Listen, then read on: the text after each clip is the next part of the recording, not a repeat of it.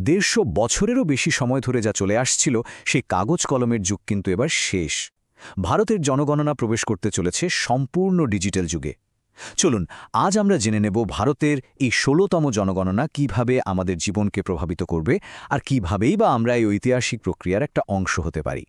তো কি থাকছে আমাদের আজকের আলোচনায়?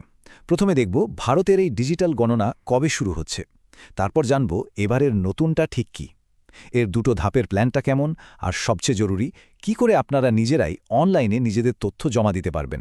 আর সবশেষে অবশ্যই কথা বলবো এই জনগণনা আমাদের সবার জন্য কেন এতখানি গুরুত্বপূর্ণ। অবশেষে অপেক্ষার অবসান। যে সেন্সাসটা 2021-এ হওয়ার কথা ছিল সেটা বেশ কয়েক বছর দেরির পর ফাইনালি শুরু হচ্ছে 2026-এর এপ্রিলে। আর এবারের শুরুটা কিন্তু একেবারে নতুন রূপে, মানে বিশ্বের সবথেকে বড় এই জনগণনা এবার হতে চলেছে পুরোপুরি ডিজিটাল। ভাবুন তো একবার, পুরনো পদ্ধতির সাথে নতুনটার তফাৎটা ঠিক কোথায়? আগে কি হতো, গণনাকারীরা বাড়ি বাড়ি গিয়ে কাগজের ফর্মে সবকিছু হাতে লিখতেন, এতে ভুলও হতো, আর ওই সব ডেটা প্রসেস করতে তো লেগে যেত অনেকটা সময়। আর এখন পুরো খেলাটাই পাল্টে গেছে। গণনাকারীদের হাতে থাকবে মোবাইল অ্যাপ, আর তার চেয়েও বড় কথা হলো আপনারা চাইলে নিজেরাই অনলাইনে ফর্মটা ভরে ফেলতে পারবো। কিন্তু শুধু ডিজিটাল বললেই তো সবটা বোঝা যায় না, তাই না? ঠিক কি এমন নতুন জিনিস থাকছে যা এই সেন্সাসকে একটা ল্যান্ডমার্ক ইভেন্ট করে তুলছে? চলুন এক ঝলকে দেখে নেওয়া যাক।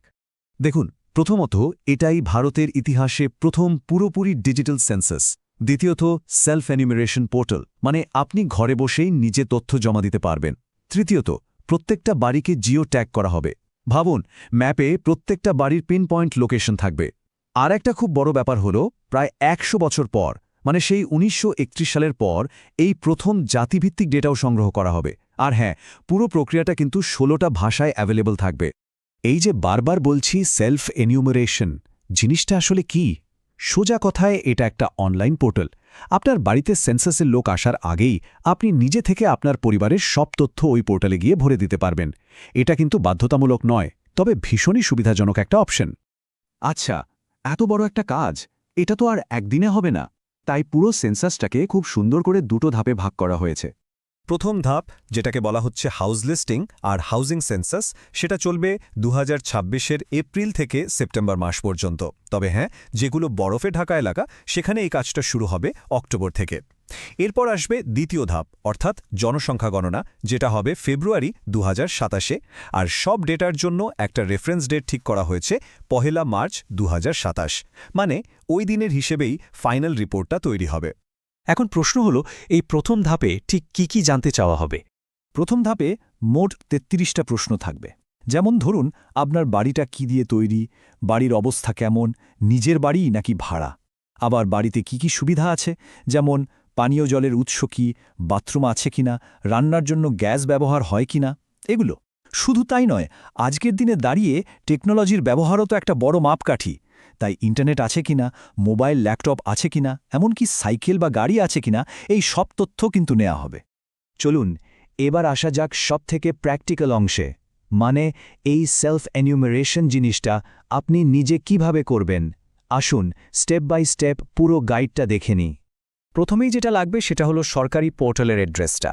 মনে রাখবেন, অ্যাড্রেসটা হলো sens.egc.gov.in। এই একটাই অফিসিয়াল ওয়েবসাইট। প্রসেসটা কিন্তু একদম সহজ।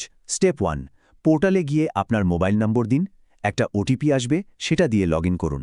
স্টেপ 2, একটা ডিজিটাল ম্যাপ খুলবে, সেখানে আপনার বাড়িটা ঠিক কোথায় সেটা দেখিয়ে দিন। স্টেপ 3, এবার প্রশ্নগুলো আসবে, আপনার পরিবারের তথ্য দিয়ে সেগুলো ফিল আপ করুন। স্টেপ 4, সব কিছু একবার মিলিয়ে নিয়ে সাবমিট করে দিন, ব্যাস। এরপরেই আপনার কাছে এসএমএস আর ইমেলে 11 সংখ্যার একটা ইউনিক সেলফ এনিউমারেশন আইডি বা এসি আইডি চলে আসবে। সবশেষে যখন সেন্সাসের কর্মী আপনার বাড়িতে ভেরিফিকেশনের জন্য আসবেন, তখন শুধু ওই আইডিটা তাকে দেখালেই আপনার কাজ শেষ। আর ডেটা কতটা সুরক্ষিত তা নিয়ে যদি একটুও চিন্তা থাকে, তাহলে শুনুন ভারতের সেন্সাস কমিশনার শ্রী মৃত্যুঞ্জয় কুমার নারায়ণ নিজে কি বলেছেন।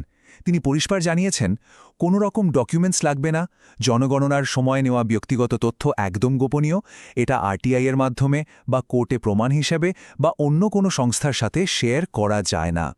সুতরাং একটা কথা একদম পরিষ্কার, পুরো প্রসেসে কোথাও কোনো ডকুমেন্ট দেখাতেও হবে না, আপলোডও করতে হবে না। এটা কিন্তু সবার জন্য অংশগ্রহণ করাটা আরও অনেক সহজ করে দেবে। আচ্ছা, এত সব তো হলো, কিন্তু প্রশ্নটা হলো, এই জনগণনা আমাদের জন্য এত জরুরি কেন? এর প্রভাব ঠিক কতটা? এর গুরুত্বটা বুঝতে শুধু এই সংখ্যাটা দেখুন। সরকার এই পুরো কাজের জন্য বাজেট দিয়েছে 11,718 কোটি টাকা। এই বিশাল অঙ্কটাই বলে দেয় কাজটা দেশের জন্য কতটা ভাইটাল। আসলে এই সেন্সাসের ডেটার উপর ভিত্তি করেই কিন্তু ভারতের ভবিষ্যৎ নীতিগুলো তৈরি হয়। যেমন ধরুন, সরকারি প্রকল্পের সুবিধা মানে রেশন থেকে শুরু করে অন্যান্য সাহায্য, সেগুলো কাদের কাছে পৌঁছাবে তা ঠিক হয় এই ডেটা দেখে। কোন রাজ্য বা কোন পঞ্চায়েত কতটা ফান্ড পাবে সেটাও এর উপর নির্ভর করে। আর দেশের পরিকাঠামো, স্বাস্থ্য, শিক্ষার মতো বড় বড় পরিকল্পনা তো বটেই, এমনকি লোকসভা বা বিধানসভার আসন পুনর্বিন্যাসের ভিত্তিও কিন্তু এই সেন্সাস। আর এই পুরো কাজের মূল মন্ত্রটাই খুব সুন্দর, জনগণনা সে জনকল্যাণ। মানে জনগণনার আসল উদ্দেশ্যই হল মানুষের কল্যাণ। শেষবার জনগণনা হয়েছিল 2011 সালে। মাঝখানে কেটে গেছে দীর্ঘ 16টা বছর। ভাবুন তো, 2027 সালের এই নতুন ডিজিটাল ছবিটা বদলে যাওয়া ভারত সম্পর্কে আমাদের কি নতুন তথ্য দেবে? এই প্রশ্নটাই হয়তো এই বিশাল কর্মযজ্ঞের সবচেয়ে বড় আকর্ষণ।